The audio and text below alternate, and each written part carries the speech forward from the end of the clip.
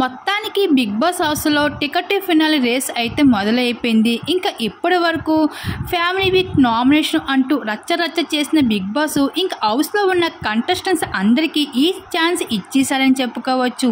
ఇక ticket finale race కోసం అయితే హౌస్ మేట్స్ చాలా జాగ్రత్తగా ఉండాలి అంటూ చెప్పడం జరిగింది.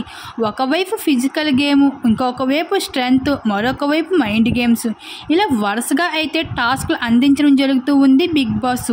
అయితే ఈ టికెట్ టు ఫినాలి రేస్లో ఎవరైతే విజయం సాధిస్తారో వాళ్ళు డైరెక్ట్గా అయితే టాప్ 5లో ముద్ర సాధించుకోవచ్చు.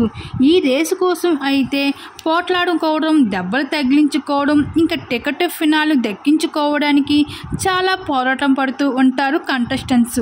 ఇప్పుడు అదే ఈ సీజన్లో కూడా చూడబోతున్నారు.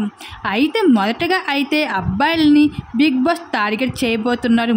ఇంకా చాలా డిఫరెంట్గా అయితే మ్యాజిక్స్తో అయితే ఈ టికెట్ టు ఫినాలి రేస్ని అయితే అందించబోతున్నారు బిగ్ బాస్.